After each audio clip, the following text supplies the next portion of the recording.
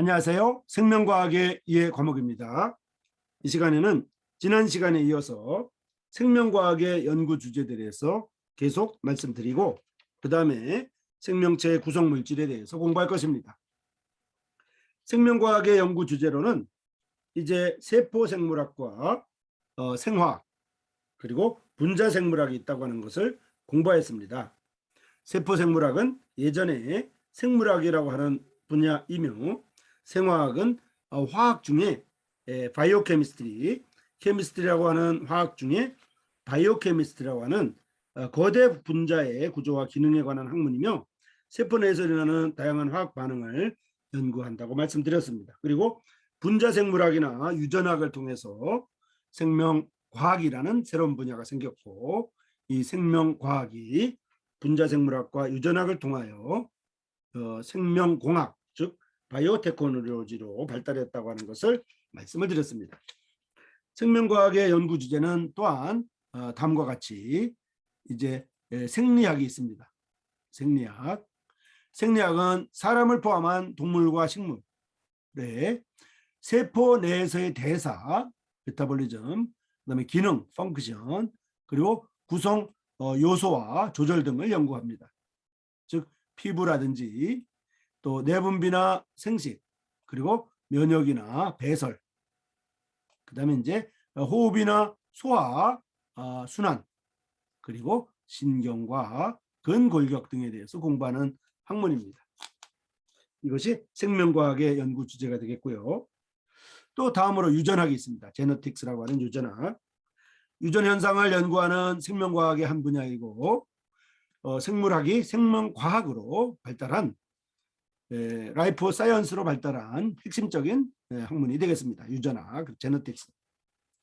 이것은 유전자와 유전적 변이 및 유전을 연구합니다. 즉 부모의 형질이 자손으로 전해지는 그런 메커니즘과 개체 간의 유전적 변이 등에 대해서 연구하고 있습니다. 즉 엄마의 형질과 아빠의 형질이 부모의 형질을 물려받은 정도가 자식들 사이에 서로 다릅니다만은 엄마의 형질과 아빠의 형질이 이제 전달된다고 하는 것을 말씀드릴 수가 있겠습니다. 자, 그 다음으로 진화학이 있는데요. 에볼루셔너리 바이올로지입니다. 진화학은 이제 다양한 생명체들이 갖는 공통점, 이야말로 바로 과거 공통조상에 기인한다고 하는 그러한 내용입니다.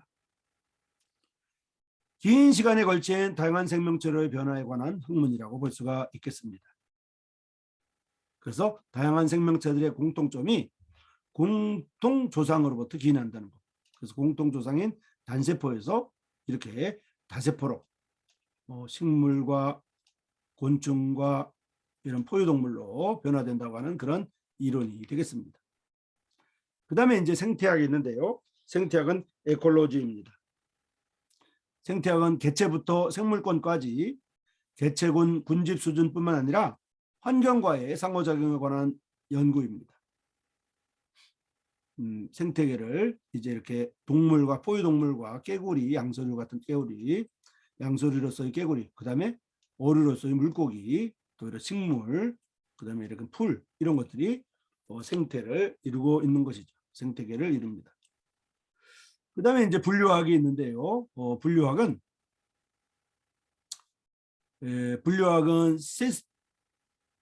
시스테매틱스이고요. 생명체의 구조적 분자생물학적 특성을 근거로 생명체를 동정하거나 이들 간의 유형관계를 연구합니다.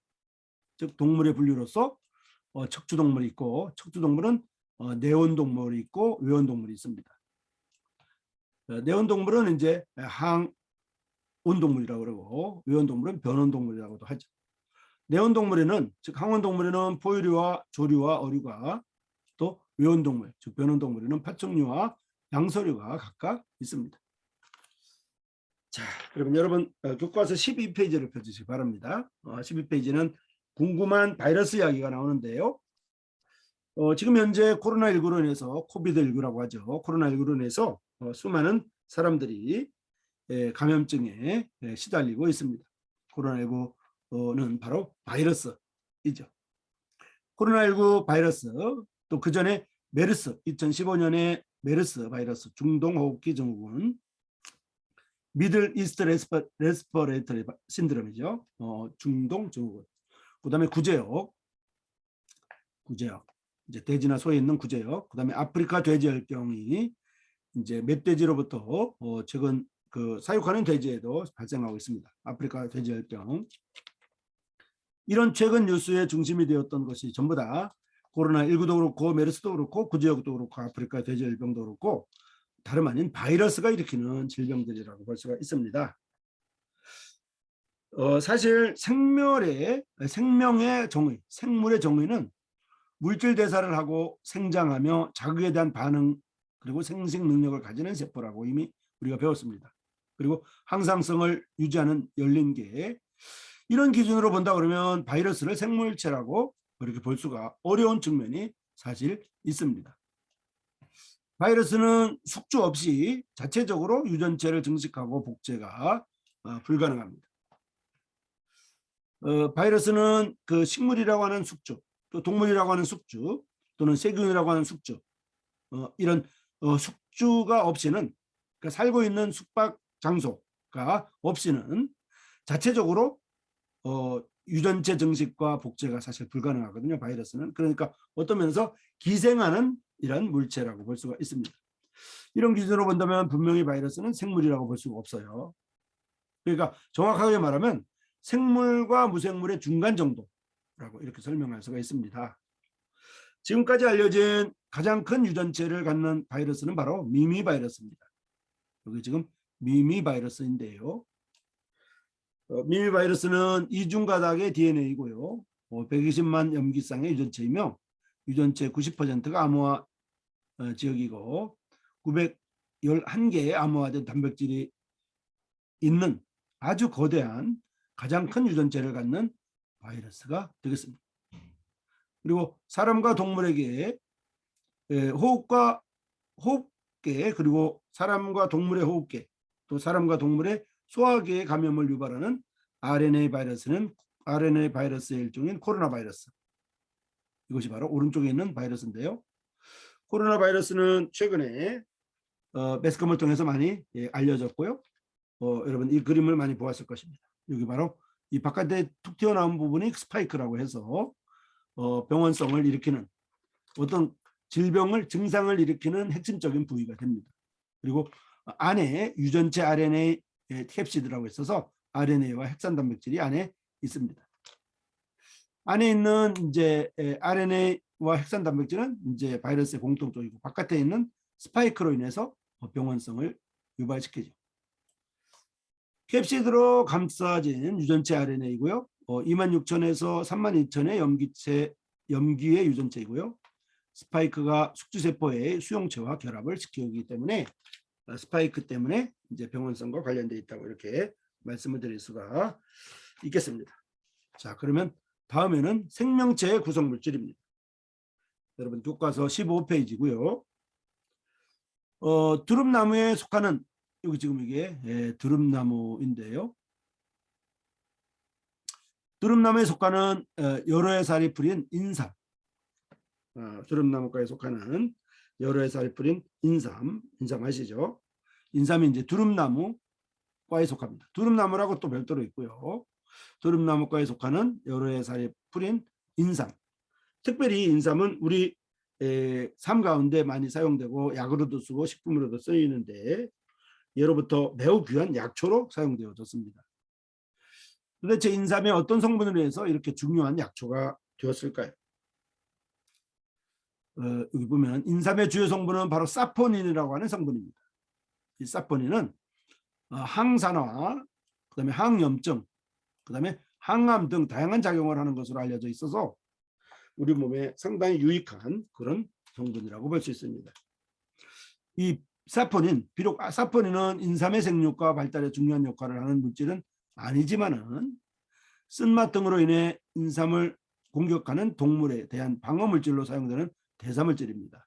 그러니까 인삼이라고 하는 식물의 몸속에서 다른 동물들이 공격하지 못하도록 다른 동물들이 이거를 공격하면 다른 동물들에게 해를 주는 물질인데 이것이 사람에게 들어오면 약품으로 약 재료로 사용된다는 것입니다. 그 효과는 바로 항산화와 항염증, 항암 등의 작용이 있다는 것입니다. 이렇게 이제 인삼과 같은 약재 이런 것들은 이제 생물체의 공통적인 구성 성분인 탄수화물이나 지질이나 단백질, 핵산 등 기본적인 생체 분자 물질을 포함하고 있습니다. 물론 이렇게 해서 이제 기본적으로 식물과 동물 그리고 이런 약초 같은 경우는 기본적인 이제 탄수화물이나 지질이나 단백질, 핵산 등의 구성 성분이 있지만은 그 중에 주요 약효 성분이 있어가지고 약효 성분을 해서 약효의 효과를 낸다는 것. 특별히 인삼은 그 약효 성분이 사포닌이라고 하는 것을 알 수가 있습니다. 이 장에서는 주로 이 생명체 구성 물질 중에 모든 생명체가 공통으로 포함하고 있는 구성 분자에 대해서 알아볼 것입니다. 자, 본 강의 콘텐츠에 포함된 다양한 저작물들은 저작권법 25조에 따라 수업 목적으로 허용한 범위 안에서만 수강생들에게 제공되는 것입니다. 만약 그 범위를 넘어서서 위 저작물들이 이용되는 경우라고 하면 저작권 침해 문제가 발생할 수 있기 때문에 수강생들은 각별히 유념하시기를 바랍니다. 자, 여러분 교과서 16페이지입니다. 16페이지. 생명체 구성물질을 보면 구성분자의 형성과 구성분자의 종류로 나눌 수가 있고요. 구성분자의 성분은 먼저 이제 구성분자로서 생명체의 구성성분 중 탄소화물이 있어요. 탄소화물. 생명체의 구성물질 성분 중 탄소화물이 있는데요. 탄소화물이라고 하는 것은 탄소 원자가 골격이 되는 크고 복잡한 분자들을 말합니다. 이게 바로 탄소화물이 되겠습니다. 그다음에 이제 구성분자의 형성을 보면요. 탄소화물 같은 경우에 단량체가 사슬 형태로 공유결합하는 탈수 중합 반응에 의해서 만들어진다고 이렇게 설명을 할 수가 있고요. 이것은 뒤에 이제 본문에서 자세하게 설명할 것입니다. 그다음에 구성분자의 종류로는 생명체를 이루는 중요 구성분자의 종류로는 바로 탄수화물과 그다음에 지질, 그다음에 단백질, 그다음에 핵산 등이 있습니다.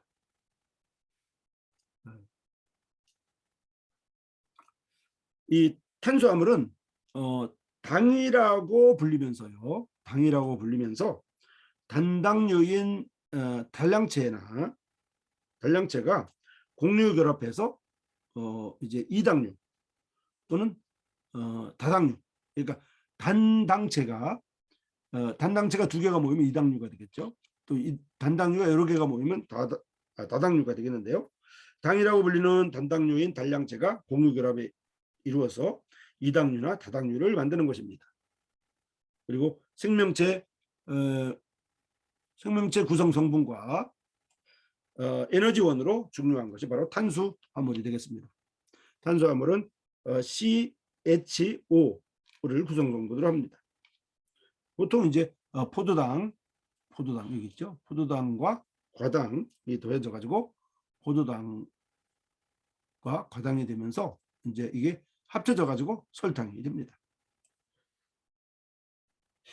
그다음에 이제 지질이 있습니다. 지질은 물에 녹지 않는 탄화수소로 세포막과 에너지 저장에 중요한 역할을 하고 있습니다. 보통 이제 지방산과 여기 있죠. 지방산과 이 트리글리세라이드로 구성되어 있습니다. 조금 크게 해보겠습니다. 그다음에 이제 단백질이 있습니다. 단백질은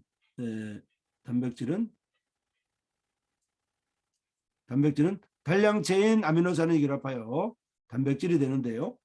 구조와 기능이 다양하며 대사 구조, 방어, 신호, 인식, 운반 등의 역할을 하고 있습니다.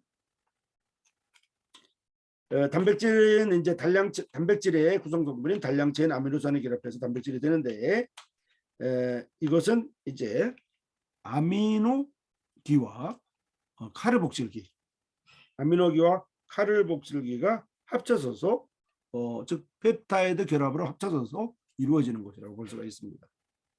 그다음에 핵산은 DNA와 RNA로 이루어지며 유전 정보의 저장과 전달 기능을 하는 생체 분자가 됩니다. 물론 이제 이중가닥으로 이렇게 구성되어 있습니다. 자, 구성 분자의 종류로는 탄수화물, 그다음에 지질, 그다음에 단백질과 핵산이 있다는 것을 말씀드렸고요. 각 구성 분자들에 대해서 간략하게 설명을 드렸습니다. 탄수화물은 이제 그 단량체인 단당류, 그 당이라고 하는 포도당 같은 당류, 단당체가 여러 개 모여서 이당류, 또 다당류를 만듭니다. 두 개가 모여서 이당류, 여러 개 모여서 다당류를 만들고요. 생명체 구성 성분과 에너지원으로 중요하고, 지질은 물이 녹지 않는 탄화수소이다. 그렇게 말씀드렸고, 단백질은 이제 단량체인 아미노산이 결합하여 단백질이 됩니다. 그리고 핵산은 DNA와 RNA로 이루어지며 유전 정보의 저장과 전달 기능을 하는 생체 분자가 됩니다. 자, 그러면 넘어가겠습니다. 구성 분자의 형성을 이제 보면요. 구성 분자의 형성. 생명체에서 가장 많은 성분은 바로 물입니다. 왜냐하면 물은 몸 전체의 거의 70% 이상을 차지하고 있거든요. 그래서 생명체를 구성하는 탄수화물의 구성 비율을 보면 먼저 물이 전체의 대부분을 차지하고 있고, 그 다음에 거대 분자인데요. 그리고 이온과 작은 분자가 있습니다. 그리고 거대 분자는 이제 세밀히 나누면 바로 단백질과 지질, 핵산, 탄수화물 등이 됩니다. 생명체를 구성하는 탄수화물의 구성 비율에 대해서 말씀을 드렸습니다. 그 다음에 이제 구성 분자를 살펴보겠습니다. 생체 분자로는 단백질, 탄수화물, 핵산, 지질이 있다고 이미 공부했고요. 그 중에 이제 단량체를 기본 단위로 이들이 공유 결합된 중합체 형태로 생체 분자들이 존재하고 있습니다. 탄수화물과 단백질, 그리고 핵산과 지질에 대해서 이미 우리가 정리했습니다만은, 다시 한번 자세히 보면 프로틴이라고 하는 단백질은 단량체는 아미노산이고 20가지 다른 아미노산의 중합체를 이루는 것이 폴리펩타이드입니다. 이 폴리펩타이드들이 기능을 가져서 단백질이 되고요. 그다음에 탄수화물, 이제 포도당이라든지 설탕이라든지 이런 이제 것들을 말하는데, 단량체는 탄소를 3개 내지 9개 포함하는 단당류입니다. 3탄당, 4탄당, 5탄당, 6탄당 등이 있고요. 그다음에 단당류가 2개 모여서 이당류, 또 단당류가 이제 여러 개 모여서 중합체를 이룬 것이 바로 다당류가 됩니다. 그다음에 이제 핵산이 있는데, 핵산은 뉴클레익 애시드입니다. 뉴클레익 애시드. 단량체는 뉴클레오타이드 있고요. 이것들이 중합체를 이루어서 긴 사슬의 핵산 또는 핵산, 즉 DNA와 RNA 등을 만듭니다. 그다음에 지질은 비극성 공유 결합으로 물에 녹지 않는 탄화수소라고 말씀드렸습니다. 이것은 다른 생체 분자처럼 단량체로부터 중합체를 구성하지는 않습니다. 자, 어쨌든 구성 분자로서 단백질과 탄수화물, 그다음에 핵산과 지질이 있다고 하는 것을 우리는 살펴볼 수가 있었습니다. 물의 구조가 그다음에 나오는데요. 물의 구조.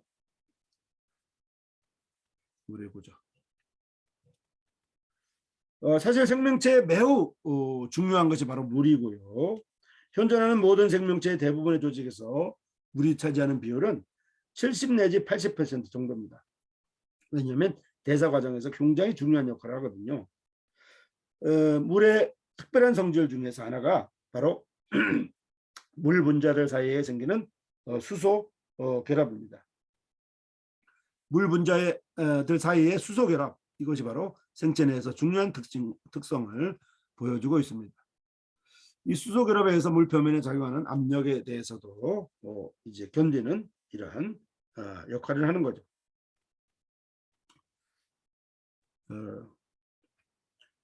이러한 물의 분자들은 이런 물의 분자들은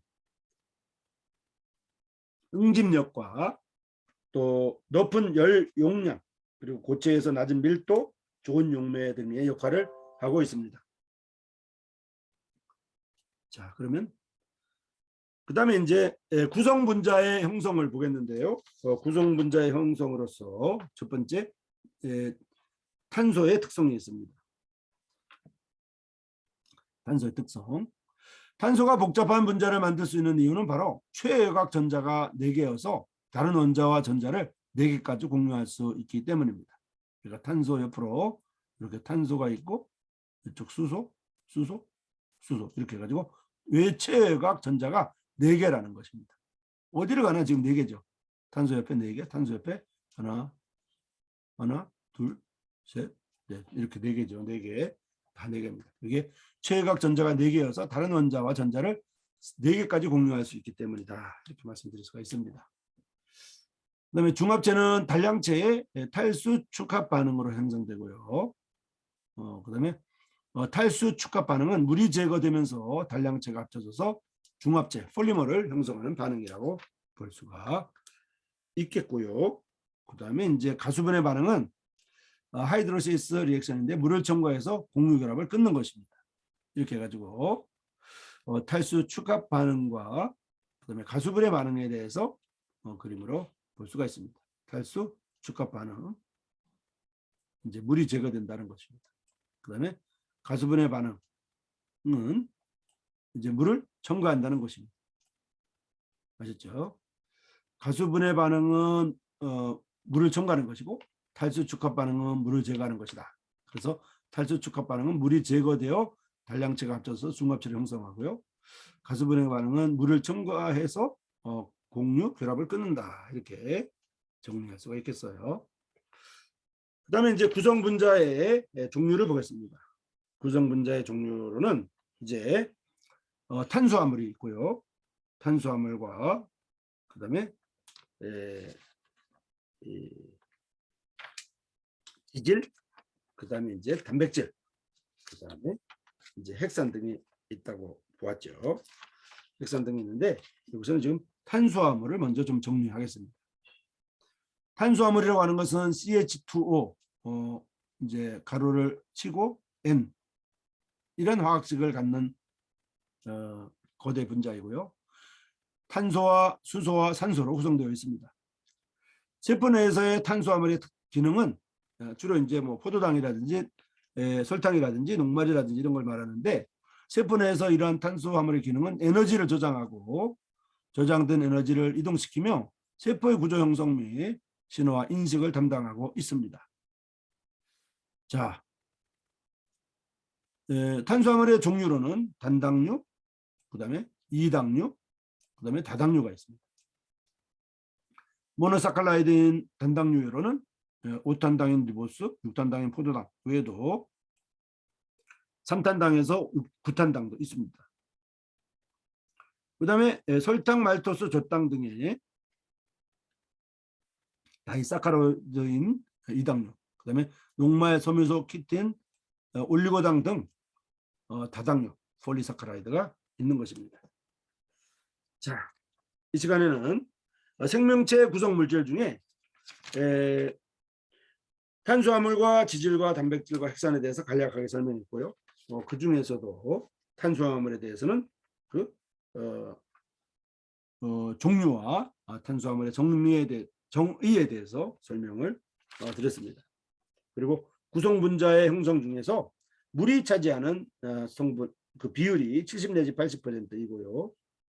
그 물은 이제 여러 가지 그 물 표면의 자유한 압력에 대해서 견디는데 그 이유는 바로 물 분자 사이의 수소 결합 때문에 그렇다고 하는 것을 알아봤습니다. 응집력을 가지고 높은 열 용량을 가지며 고체에서 낮은 밀도를 가지고 또 좋은 용매로서 작용하고 있습니다. 그 다음에 이제 탈수 축합 반응은 물이 제거되는 것이고 가수분해 반응은 물이 첨가되는 것으로서 이제 설명을 드렸습니다. 그래서 구성 분자는 지금 이제 물이 전체의 중요한 부분, 그다음에 거대 분자 중에서는 단백질이 제일 중요한 부분을 형성한다고 하는 것을 알아보았습니다.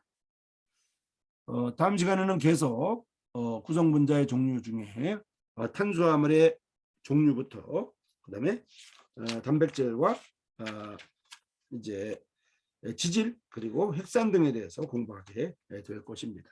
여러분 수고하셨습니다.